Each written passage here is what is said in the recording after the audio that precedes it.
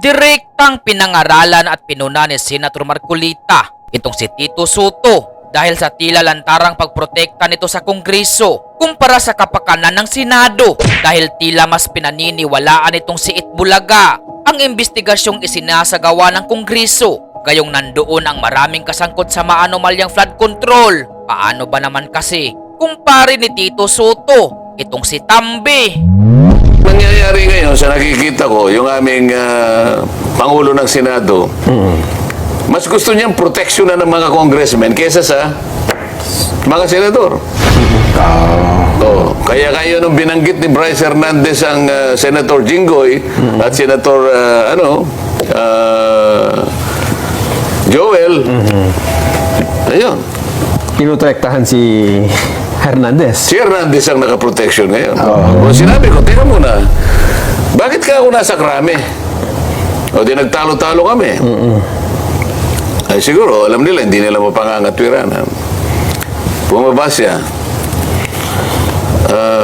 Kaya ko lang naman ginawa yun, sabi niya eh.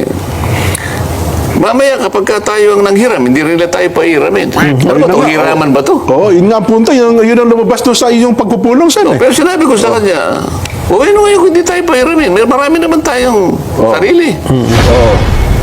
Yun pa rin yung katwiran niya. Kaya niya daw ginawa yun sapagkat baka sakaling manghiram din ang Senado. Kung ako lang ako, hindi ako nanghihiram. Sabi naman, bakit hindi mo ako kinonsulta? Bakit kita ko konsultahin? Ako ang Senate President. Yun po ang kanyang katwiran eh. Ako pa yung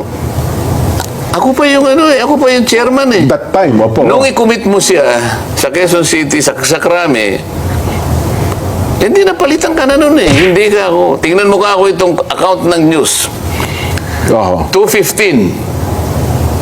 Nung maalis ako ng chairman, 5:24. Yun pa yung palagi mo ka niya. Ako ang chairman eh. Hindi mo binasa yung section 6 ng ating tuntunin. Basahin mo. Ano nakalagay doon, Sen? The committee alone. Sabi niya. Ako lang.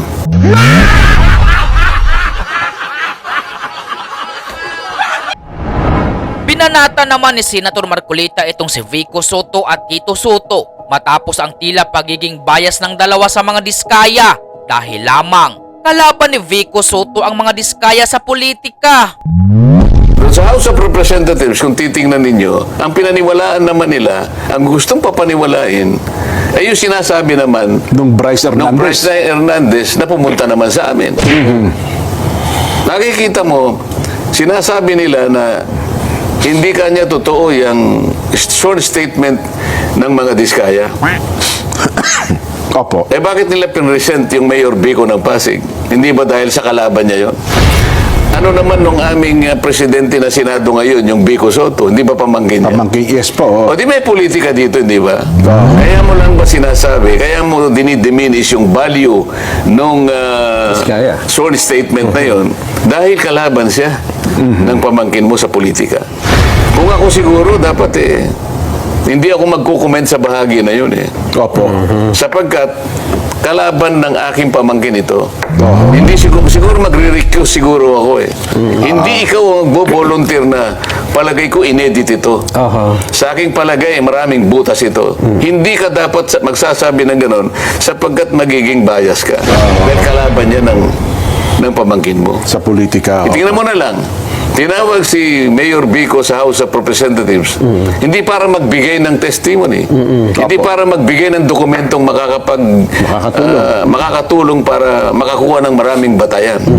Nagsabi siya ng opinion niya tungkol sa mga diskaya. Na sinungaling ang mga taong ito. Yes, opo. Ang opinion ba'y tinatanggap sa pagdinig? Opinion mo yun Sa bawat pagdinig, mapakorte man o ibang quasi-tribunal, quasi-judicial tribunal, ang opinion, binabaliwala. Hindi tinatanggap ang opinion. Bakit kinakailangan siyang magpahayag ng opinion doon? Sorry.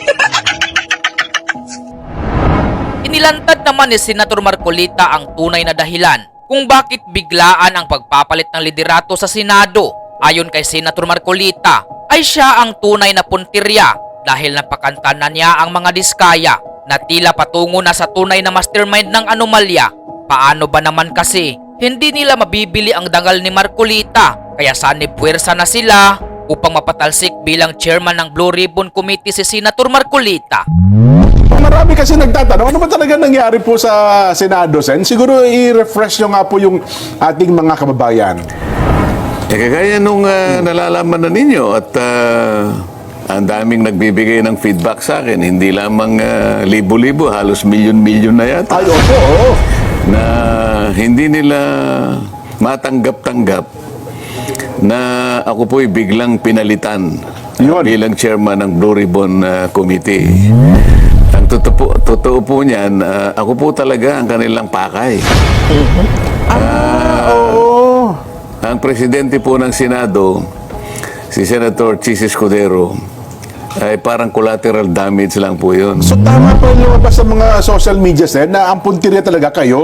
Kasi hindi naman nila kumaalis kung hindi nila alisin yung puno. Ayun. Ganun po yung nangyari riyan. Oho. Ngayon, ang medyo hindi po ako nagsasabi nito. Ito po ay kinukumpirma ng napakarami pong mga kababayan natin na hindi po nila nagustuhan yung mabilis ang pagpapalit ng liderato ng Blue Ribbon Committee. Lalong-lalo na po doon sa panig ng paglalahad na po ng katotohanan. Yung pag-iimbestiga na po sa kanila pong palagay, ay meron na po silang nakikinikinitang mga katotohanan na lalabas dyan. Papunta na po sa paghanap po natin ng kasagutan sa maanumalyang pagkakalatag ng mga proyekto na kung tawagin nga ay ghost project. Matapos sabihin ni Tito Soto na dissatisfied daw di umano ang iilang mga senador sa investigasyon ng Blue Ribbon Committee, ay sinupalpal siya ni Senator Marcolita. Ayon sa kanya, ay hindi ang iilang mga senador ang dissatisfied, kundi ang kumpare niyang si Speaker Martin Romualdez. Yung leader ng House of Representatives ang dissatisfied sapagkat puro congressmen ang binanggit. Sino siya para sabihin niya na dissatisfied? Sino sa mga kasama namin dissatisfied? Baka naman yung leader ng House of Representatives ang dissatisfied sapagkat puro congressmen ang binanggit. Kaya pala sinasabi nila, magbanggit din kayo, maglaglag din kayo, para hindi kayo makontempt. Tama ba yun?